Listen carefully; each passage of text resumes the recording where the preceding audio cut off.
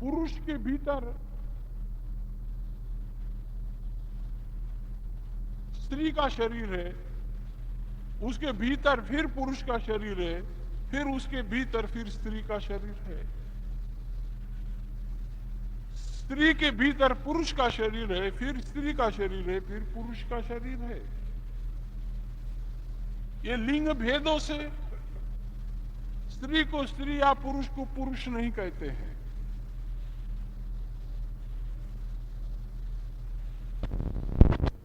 90% महिलाएं तरल स्वभाव की होती है, सरल चित्त की होती है, स्नेह से भरा चित्त होता है,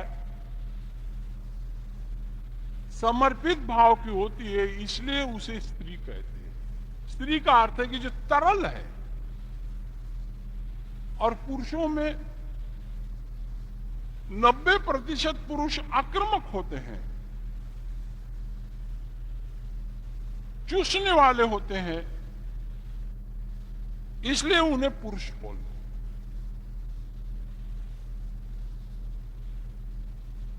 भीतर के पुरुष के भीतर जो स्त्री है, उसके कारण बाहर की स्त्री आकर्षित होती है, और बाहर की जो स्त्री है उसके भीतर पुरुष है, इसलिए स्त्री को पुरुष है। भीतर की स्त्री और पुरुष के कारण बाहर का आकर्षण है, वरना बाहर के शरीर के हड्डी मांस चमड़ी के कारण आकर्षण नहीं है। ये पहली बात। फिर दूसरी बात,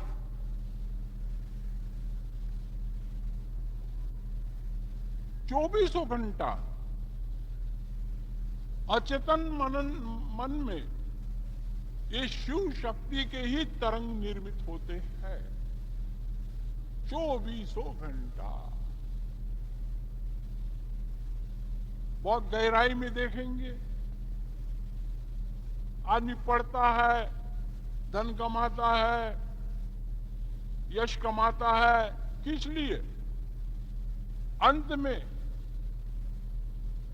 स्त्री को पुरुष के पास और पुरुष को स्त्री के पास मिलने के लिए ही, और कोई उसका मकसद नहीं। अभी आप साधक हो,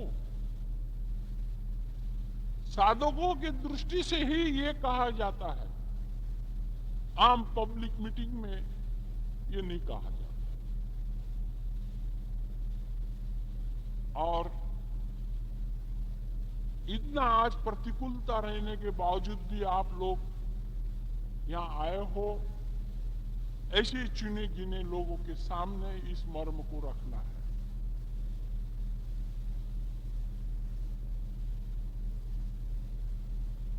यह शक्ति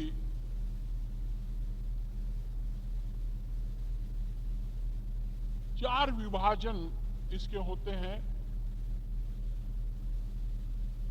दंडी, दर्शी, स्पर्शी और कुचमर्ती।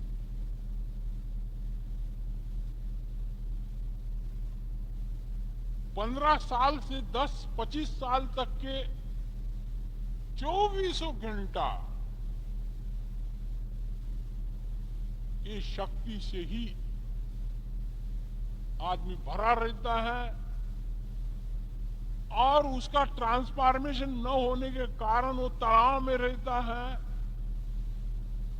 और आज भारत में युवावस्था में युवती हो या युवक हो, वो जो डिप्रेशन में आते हैं या मानसिक किसी भी कारण से रुग्ण होते हैं, उसके पीछे मूल कारण ये सेक्स एनर्जी इतनी दंडायमान होती है, इतनी फुल फ्लैश होती है कि वो शक्ति हिला देती है। और उस कारण फिर उनको कोई भी कार्य में रस नहीं आता है। और वो शक्ति फिर अननेचुरल, कृत्रिम मार्ग से बाहर निकल जाती है।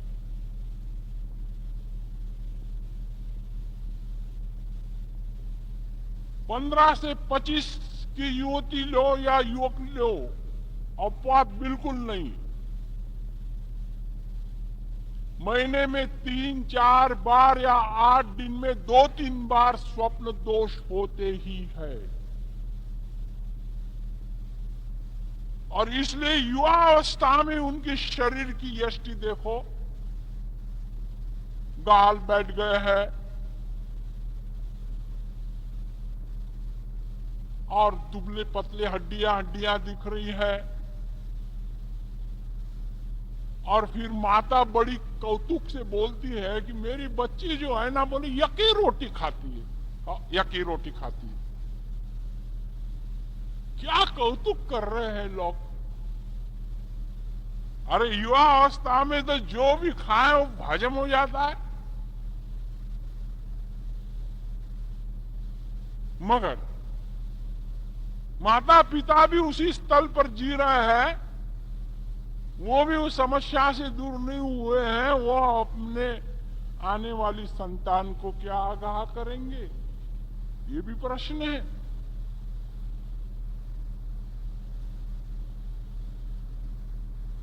फिर दूसरी जो अवस्था होती है 25 से 35, वो होती है स्पर्श अवस्था, दर्शी अवस्था। पहली दूसरी है दर्शन अवस्था, दृष्टि से। चित्र की भी स्त्री देखी जाए तो भी उसके अंदर में फुल फ्लैश और ऊर्जा का प्रगटीकरण होता है। और 35 से 45 फिर 10 वर्ष स्पर्श, और उसके बाद में फिर 55 वो कुछ मर्द।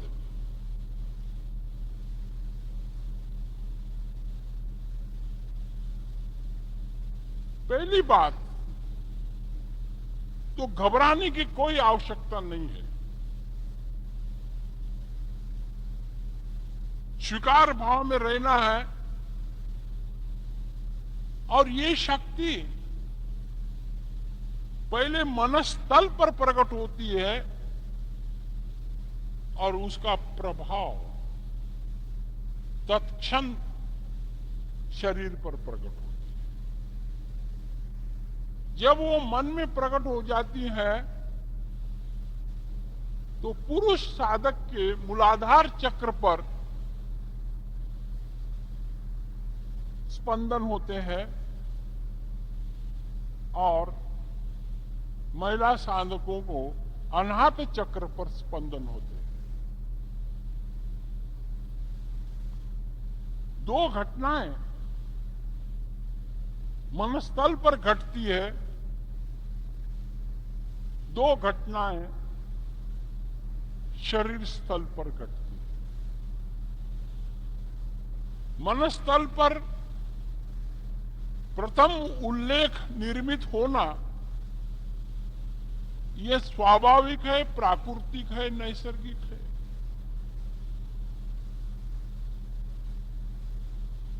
अब उसके अंदर में रस लेना या न लेना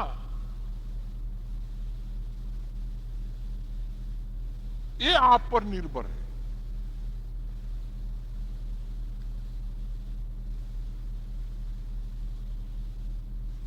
सत्य को चलने वाले लोग भगोड़े नहीं जा सकते हैं। न तो स्त्री की ओर पुरुष को भागना है, न स्त्री को पुरुष की ओर भागना है, न पुरुष को स्त्री से भागना है, न स्त्री को पुरुष से भागना है।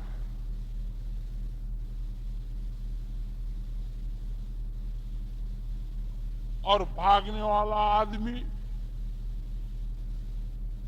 कभी भी कुएं में गिर सकता है।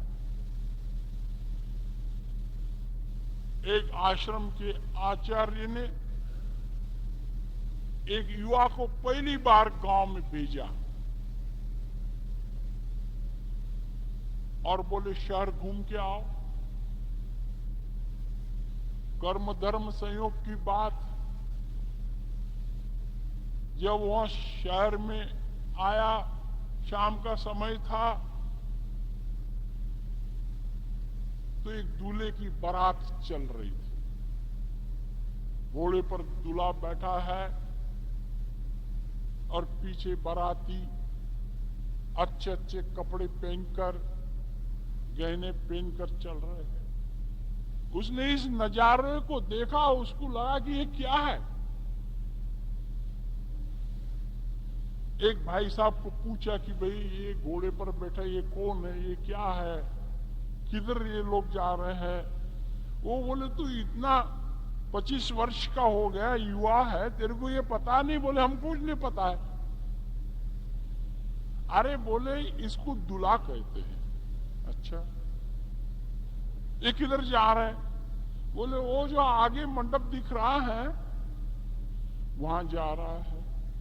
वहां क्या है? वहां बोले एक दुल्हन है। फिर क्या होने वाला है? फिर बोले इनकी बोले शादी होने वाली है। और फिर क्या होने वाला है? बोले फिर शादी के बाद में उस दुल्हन को ये अपने घर ले जाने वाला है। और फिर क्या होने वाला है? बोले जब तू दूल्हा बनेगा तब तेरे को मालूम हो जाएगा। तो उसने ये सब देखा नजारा, और गांव के बाहर निद्रा करनी थी उसको। तो एक बगीचे में नया नया कुआं बन रहा था। कुआं बन के तैयार था, मगर उसको मुंह बनने का था। गर्मी के दिन थे, तो शीतल शीतल सी हवा आ रही थी, तो वो कुएं के बाजू में सो गया। जैसी नींद लग गई, स्वप्न शुरू हो गया। वो खुद दूल्हा बन गया, और दूल्हा बन के सब बाराती और ये और वो जा रहे हैं, दुल्हन के मंडप में जा रहे हैं। और दुल्हन भी बन ठन के तैयार है, और शादी हो गई है, और हनीमून के लिए ऊटी गए हैं। 5 स्टार होटल में मुकाम है, हाई क्लास कमरा है, पलंग है, दोनों बैठे हैं। तो दुल्हन बोल रही है कि आपको सोने भी नहीं आता, थोड़ा उधर सरको। अच्छा बोले, और सरको, और सरको। बोला कि कुएं में गिर गया।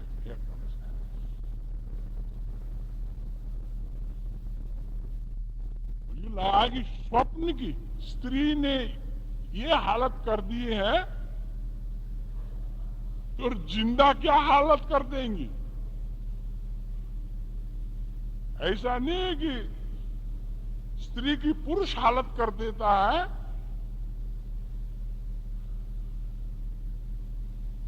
और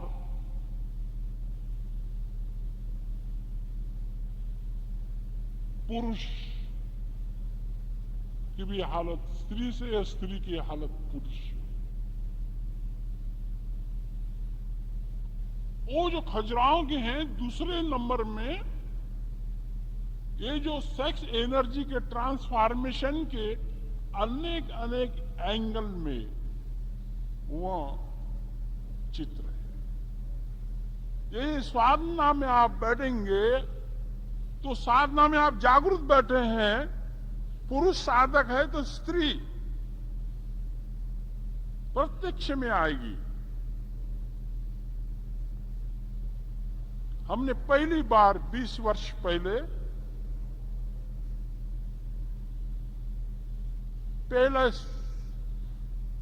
इस प्रयोग को हुआ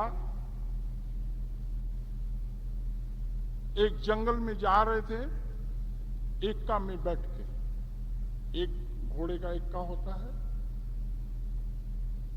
और ठुन ठुन करते हुए एक अप्सरा आ गए, एकदम कम से कम वस्त्र, सुडोल शरीर,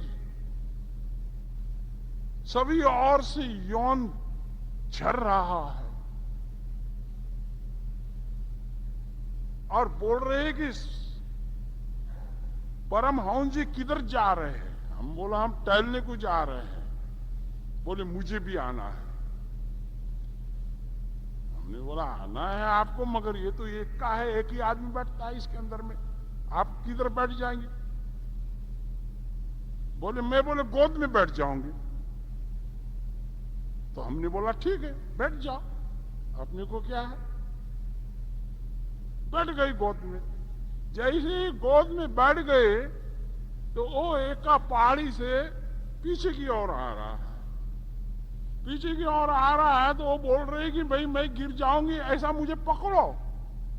जैसा ही उसको पकड़ा और ये उंगली का स्पर्श उसके स्तन को हुआ, उसी वक्त में आंख खुली। क्या आनंद बरसा जब ये ऊर्जा नीचे की ओर बहती है, तो नकारात्मक विश्रांति, मुर्दा विश्रांति सो जाता है। आजकल के बेवकूफ साइकेट्रिक लोग ऐसी सलाह देते हैं कि ये जो तनाव आ जाता है तो आप भोग में उठो, रिलैक्स हो जाएगा। वाह भाई वाह। 4 साल पहले दिल्ली में पहली बार अंतरराष्ट्रीय सेक्स समस्या और उसके निवारण के ऊपर में सम्मेलन हुआ। बड़े जाड़े फॉरेन के विद्वान और भारतीय विद्वान भी वहां थे। 3 दिन सम्मेलन चला, हम भी वहां पे गए थे। एक पक्ष ने यही जोर लगाया कि इसको दमन करना चाहिए, एक पक्ष ने यही जोर लगाया कि इसका रेचन करना चाहिए। मगर इस समस्या का न तो रेचन करने से हल होता है, न दमन करने से होता है। एक ही सिक्के के 2 पहलू हैं।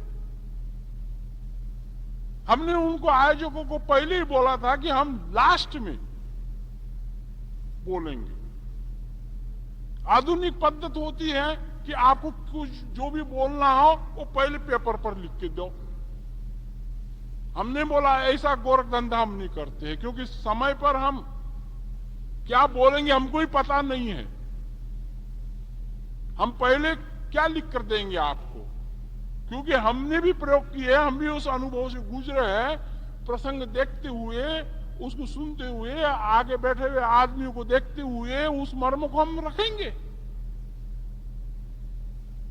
अगला आदमी जो समझने की स्थिति में नहीं होंगे तो बहुत गहराई की बात हम उसके सामने कैसा रखेंगे। मगर हमारे बहुत शिविर चलने के कारण प्रभाव था, कमेटी ने तो कैंसिल कर दिया था। हमने बोला हमको जरूरत भी नहीं है, क्योंकि हम तो शिविर लगा दीजिए, हमारे जो पास में लोग आते हैं उनको हम बताते हैं।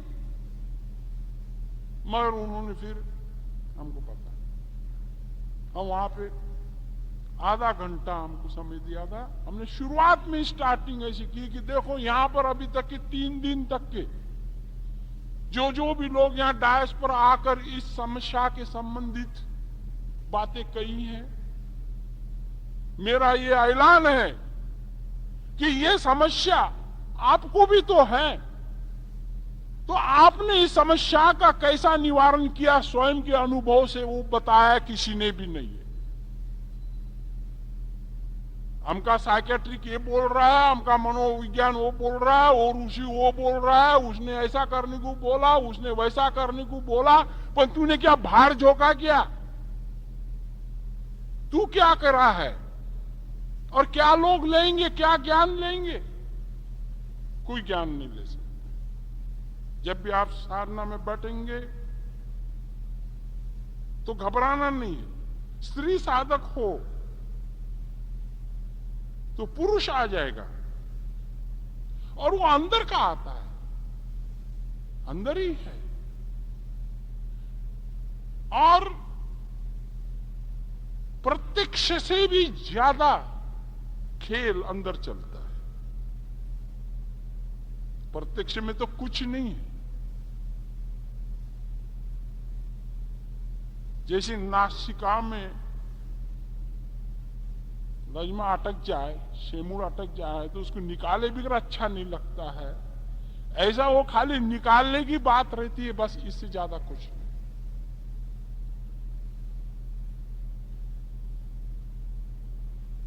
तो उसके बाद में तीसरा जो गुम्मट आता है खजुराहों का, वो है पशुओं के साथ मैथुन चित्र।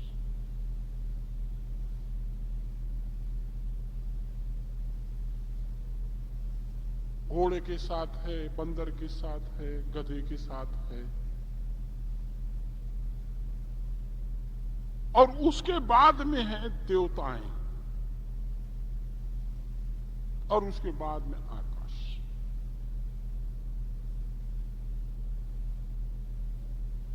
ये तो भारत में रविंद्रनाथ टैगोर के कारण वो मंदिर रह गए, नहीं तो महात्मा गांधी जैसा व्यक्ति भी, और वो पुरुषोत्तम टंडन जैसा व्यक्ति बोले कि अपनी भारतीय संस्कृति को ये लांछन है, इसको बुझा दो, मिट्टी लगा दो। मगर रविंद्रनाथ टैगोर ने कहा कि ये बहुत गहरी बात के प्रतीक है।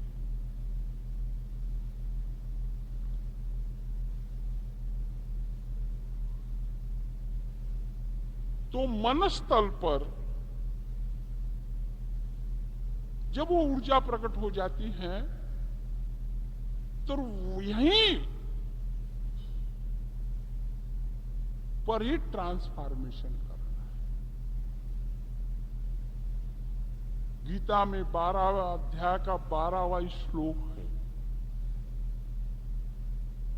उसके अंदर में इस बात की गहरी बात बताई है।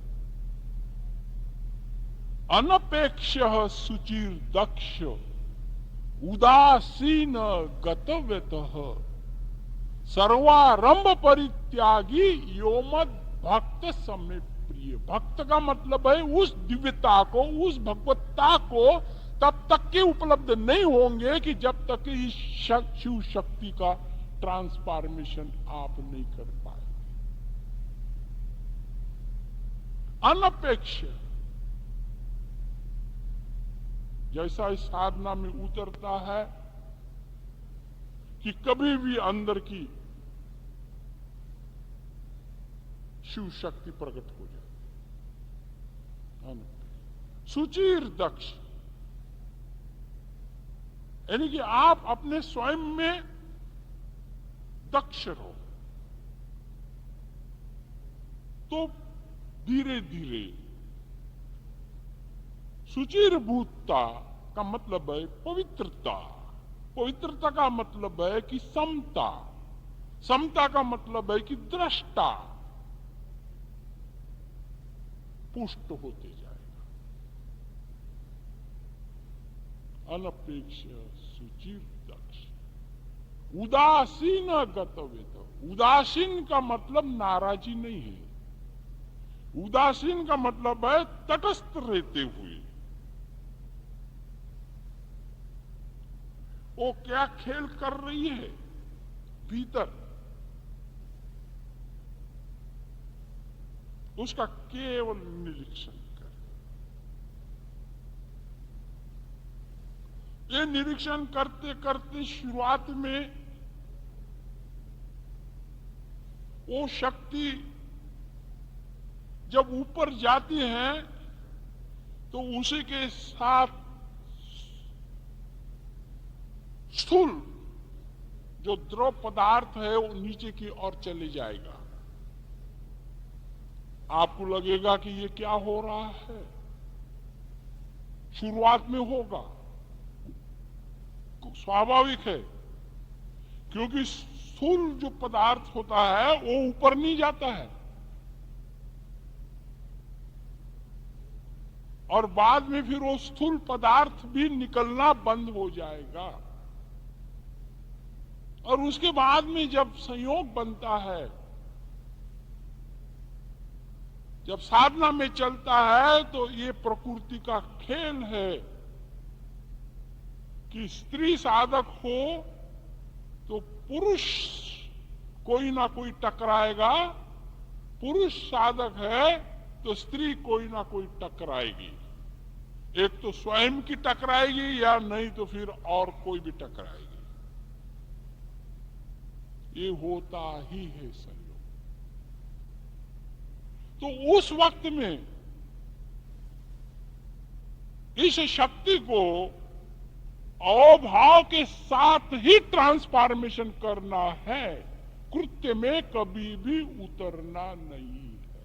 कोई ऋषि ध्यान को बैठा है और ये मेरा तख्ता ले लेगा, तो इसलिए वहां कोई ऐसा गोडाउन नहीं है कि अप्सरा और मेनका और चेनका को भेजो उस ऋषियों को नष्ट करने के लिए। वो मन का ही विकृत भाव है। मगर साधक जो है उसको सामने की जो बात, वो जो नोकीली चीज होती है, उसको बंद करके रखना। आज कड़े लगाने की कोई जरूरत नहीं। वो मेडिकल में वो एक चिटकनी मिलती है, वो चिटकनी से बंद करता। तो उससे क्या होता है कि ज्यादा से ज्यादा देर तक के आप डिस्चार्ज न करने के स्थिति में आपको शरीर संयोग देगा। और खेलना है, बैठे हैं, लेटे हैं और अंदर देख, और सांस तेज होती ही पहली घटना सांस पर होती है, सांस तेज होती, फिर धीरे धीरे पुरुषों का मूलाधार चक्र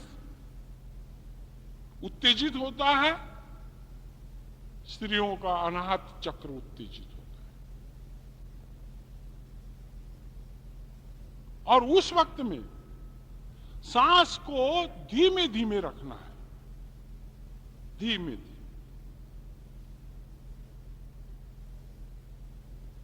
और दोनों भी साधकों ने आज्ञा चक्र पर ही देखना है और भीतर से बोध को जगाना है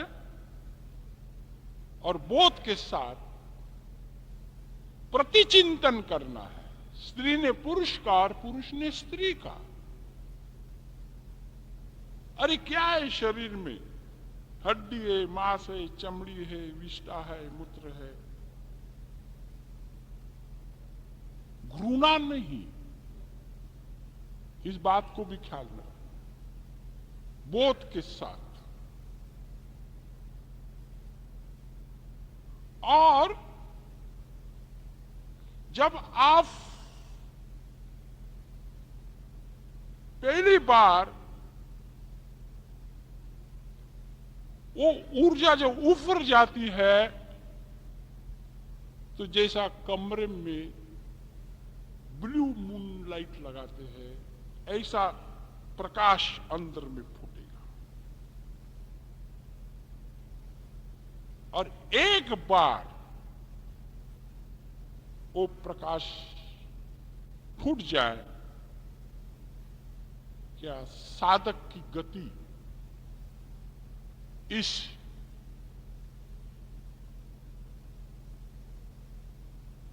शक्ति के रूपांतरण से उसको बहुत आनंद आ जाता है।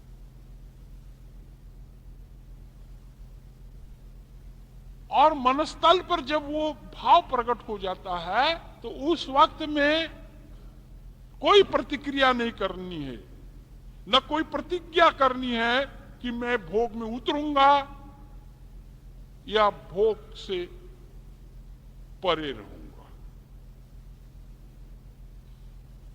वो जो भाव आएंगे कि आज भोग में उतरेंगे, उसको भी देखो, भोग में नहीं उतरेंगे उसको भी देखो। दोनों भी स्थिति को देखना, और केवल देखना ही नहीं है तो उसी वक्त में शरीर में एक रसायन प्रकट हो जाता है, एक आश्रव, एक रस छूटता है। उस रस का निरीक्षण करें। वो रस जब छूटता है तो आप पहली बार जानेंगे कि आपके मस्तिष्क में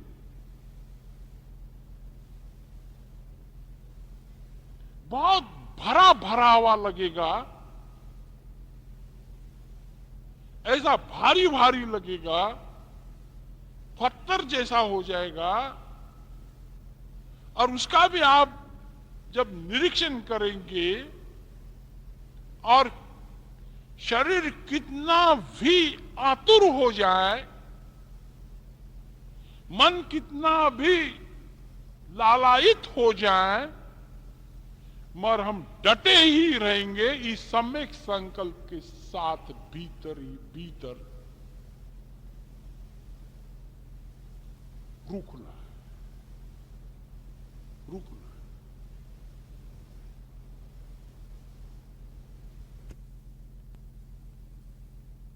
लोगों ने भोग भोग के सत्यानाश किया है और तथाकथित साधु लोगों ने दमन कर करके सत्यानाश कर दिया है इस शिव शक्ति का। दोनों भी सुलझे नहीं है, उलझ गए। और बहुत साधु लोग तो बहुत बुरी तरह से उलझ गए। जब भी हमें बड़े से बड़ा भी मुखिया मिलता है, कभी आत्मा और परमात्मा की बात नहीं करता है। वो बोलता है कि हमारे 90 साल की उम्र हो, 25 साल की उम्र में जितने फुल फ्लैश ये शिव शक्ति रहती है, उतने ही 95 साल की उम्र में भी उतनी ही रहती है। शरीर बूढ़ा होने से इस शक्ति में कोई तब्दीली नहीं आती, कोई नहीं। कैसा करें, ये प्रश्न पूछता।